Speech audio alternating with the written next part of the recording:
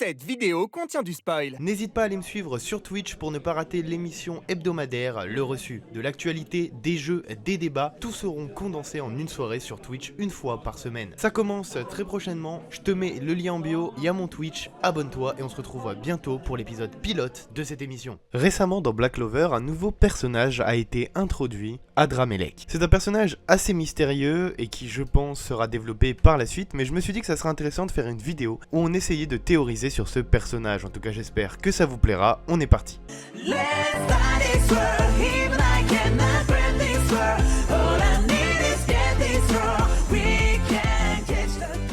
Donc Adramelech, personnage de Black Clover, est un démon de Qliphos. Cette vidéo elle sera pas forcément énorme, mais je vais faire une petite vidéo où je vais expliquer ce qu'est Adramelech dans la mythologie, qu'est-ce que c'est en tant que démon, etc. Comme ça on va pouvoir essayer de voir un peu son caractère, d'où il vient, vers où va aller l'auteur, mais ça va être vraiment l'objectif de théoriser. Donc ça sera pas sûr, et en plus ça sera vraiment pour se donner des pistes. Donc voilà, il ne faut pas prendre ça comme des informations concrètes, hein, c'est vraiment juste de la théorie. Et d'ailleurs en commentaire, n'hésitez pas à me dire vous ce que vous pensez de ce personnage, parce que même dans le dernier scan, avant la pause que l'auteur a annoncé faire une pause de 3 mois, on l'a vu apparaître dans les derniers scans, on a vu la révélation, et on l'a vu participer justement à cette révélation, donc c'est un personnage qui je pense va être très intéressant dans la suite, quand l'auteur va rentrer dans son arc final. C'est pour ça que je me suis dit qu'il fallait théoriser sur ce personnage, et j'ai trouvé des petites informations par rapport à ce démon dans la mythologie, donc je me suis dit, go en parler, go théoriser, et s'il y en a qui ont des informations en plus, qui ont des théories, n'hésitez pas à me dire ça en commentaire. Donc dans la mythologie, Adramelech est un démon grand chancelier des enfers. Il est aussi appelé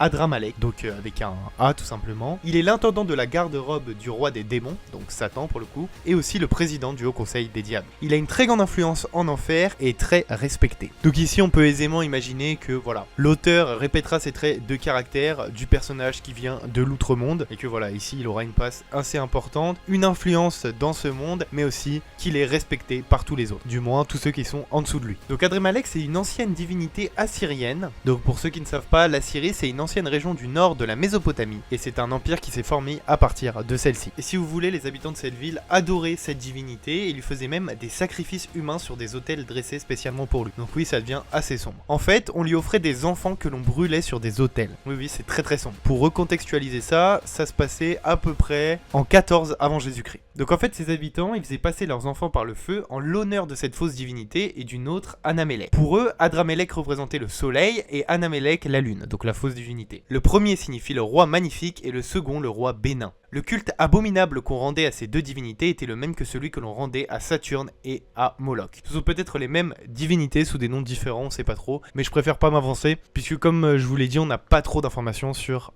Adramelech. On va maintenant parler de son apparence, parce que comme on l'a vu dans Black Clover, son apparence est celle-ci, je vous la mets à l'écran. Il y a un auteur, Colin de Plancy, qui dans son dictionnaire infernal, donc c'est des dictionnaires qui répertorient les démons, si on peut appeler ça comme ça, il lui donne la forme d'un mulet à torse humain et à queue de paon. Il peut aussi se représenter sous la forme d'un dragon, et selon les rabbins sous la forme d'un homme à tête d'hibou. J'ai l'impression qu'ici, l'auteur il a fait un peu un mix de tout ça, il a fait quelque chose d'assez original puisqu'il allait pas représenter tout bêtement comme il était représenté dans la mythologie, mais il a quand même laissé quelques traces, hein, on peut le voir, et c'est ça que j'ai trouvé très cool. En tout cas, moi je sais pas ce que vous en pensez, mais le chara-design de ce personnage je le trouve très sympa. Faut savoir qu'en enfer, selon la mythologie, il y a 10 archidiables. Adramelech serait le 8e d'entre eux. En plus de ses fonctions, il est aussi chancelier de l'ordre de la mouche, un ordre fondé par Belzébuth. Et pourtant, il sert Satan puisqu'il est l'intendant de sa garde-robe. C'est un démon qui aime se pavaner, qui aime se faire voir. C'est pourquoi il aime prendre l'apparence d'un pan qui est un symbole de la vanité et du plaisir de paraître. Les sorciers l'invoquent pour plaire, pour utiliser leur apparence physique, pour séduire. Donc si on devait résumer tout ça, qu'est-ce qu'on dirait? Adramelech c'est un puissant démon qui aime séduire. Il est proche de Satan et de Belzébuth, ce qui lui confère une position particulière aux côtés des deux plus grands démons des enfers.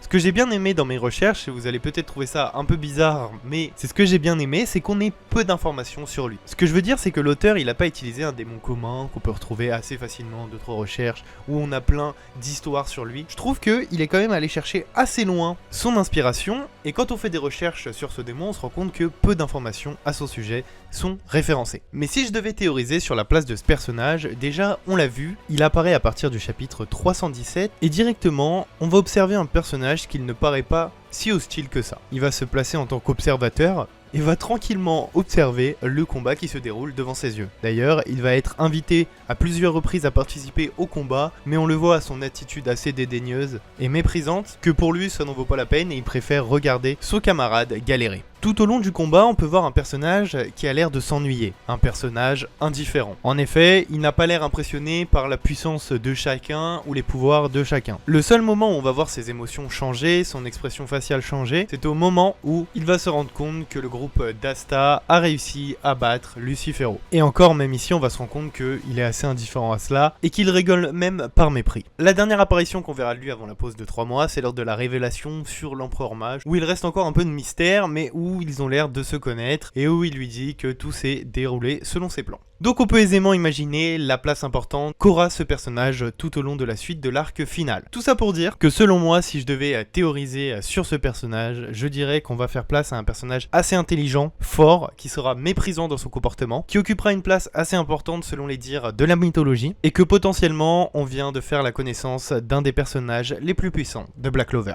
Voilà, c'était une toute petite vidéo assez courte, mais je me suis dit que ça serait intéressant. Je veux surtout ouvrir le débat en commentaire, voilà, pour que vous me donniez vos théories, parce que je veux savoir, moi ça me hype trop, qu'il y ait une pause de 3 mois, j'ai un peu le seum.